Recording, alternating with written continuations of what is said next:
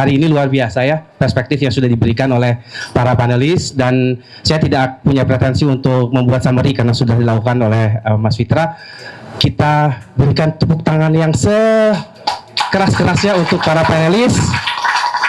Masih ada, hari ini hanya pemantik karena ada 3 hari, 2, 3, 4 pemikiran Sumitro besok di kampus FE, podcast, dan juga kuliah umum, dan juga nanti di Nuansa untuk publik. Saya kembalikan ke penyelenggara. Terima kasih. Oh, sebelum ke Pak Fahri ya. Oke.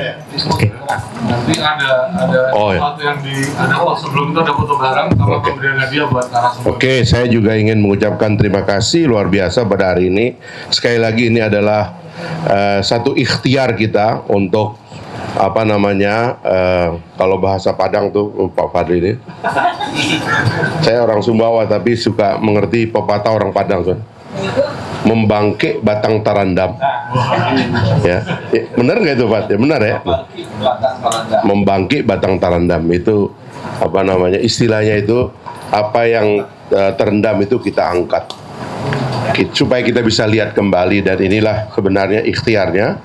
Tadi banyak sekali ide, dan mudah-mudahan Mas Ubay sebagai ketua Iluni yang baru juga sekarang sedang melakukan penyadaran umum kepada kaum kapitalis.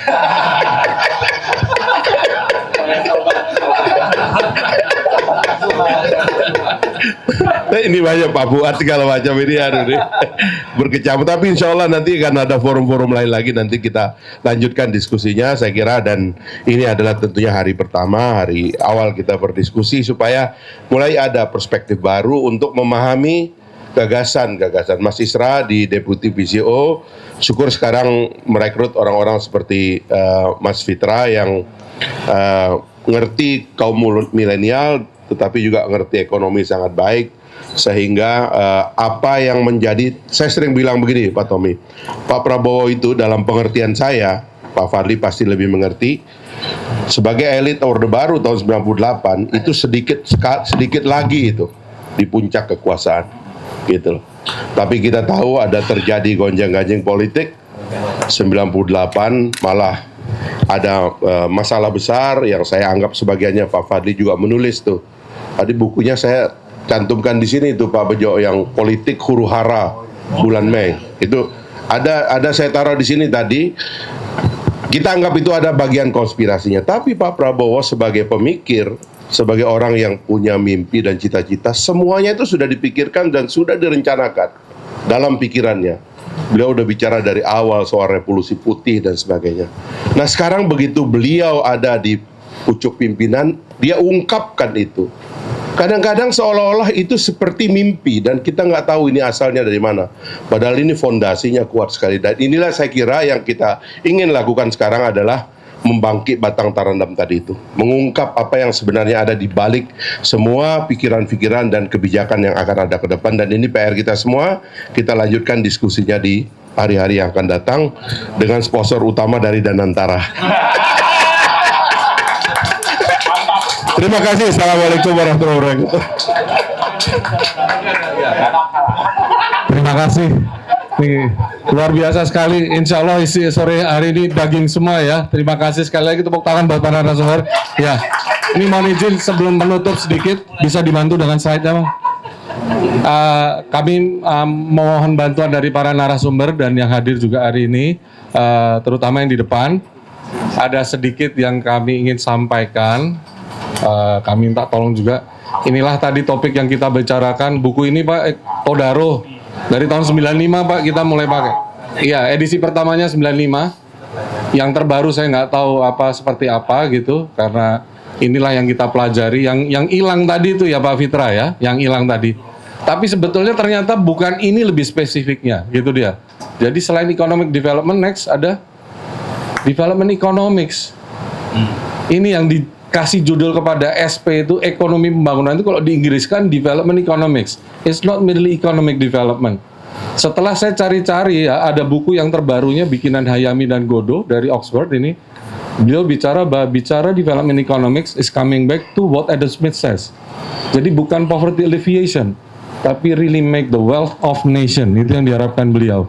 Nah, dari sini kemudian saya cari secara etimologis siapa yang pertama kali bikin development economics? Sir Arthur Lewis katanya. Kemudian saya cari lagi Arthur Lewis. Ternyata betul kata United Nations, Sir Arthur Lewis ini adalah pioneer of development economics. Ada paper beliau tahun 54 yang katanya menjadi pemicu development economics ini. Karpolany ya ini yang menulis about the author. Tapi beliau cerita tentang Sir Arthur Lewis, Pak Fadli. Jadi ini mohon izin, siap, betul. Nah, kami coba telusuri lagi apa yang dibaca Polanyi itu. Ternyata beliau menyitir Arthur Lewis. Arthur Lewis lewat artikel tahun 54. Saya cari lagi nih. Kita cari lagi kemarin dengan beberapa teman-teman. Next. Inilah papernya. Kemudian saya cari katanya secara etimologis, spesifik, development economics di dalam artikel tadi. No matches were found. Nggak ada ternyata kata development economics di artikel tahun 54 ini. Yang katanya sebagai pionir dari development economics. Next. Saya cari lagi, Google kan suka membantu. Terus keluarnya pertama kali kapan kata development economics ini? Adanya yang keluar economic development dan tahunnya 58. Saya cari lagi tahun 58 ada apa sih? Next. Ternyata economic development, lagi-lagi bukan development economics. Dibantu juga ada development economics tapi copyrightnya 2018. Berarti yang pertama siapa kemudian? 55. Berikutnya. Ternyata tahun 55 tanggal 4 Februari, buku ekonomi pembangunan itu udah terbit duluan. Dan itu yang nulis adalah Pak Mitro. Jadi sangat boleh diduga, ya, secara etimologis kata-katanya, istilah yang dipakai, yang istilah yang beliau pakai sudah betul-betul yang mungkin kalau boleh kita patut duga. Karena 54 belum ada istilah ekonomi pembangunan atau development economics, maka patut diduga tahun 55 yang pertama inilah menggunakan kata ekonomi pembangunan. Tepuk tangan dulu buat Pak Mitro. Nah, untuk itu mohon izin Pak, inilah dia cover bukunya. Cover buku ekonomi pembangunan yang berhasil kita dapat. Ini dari salah satu perpustakaan koperasi tahun 78 dan 79.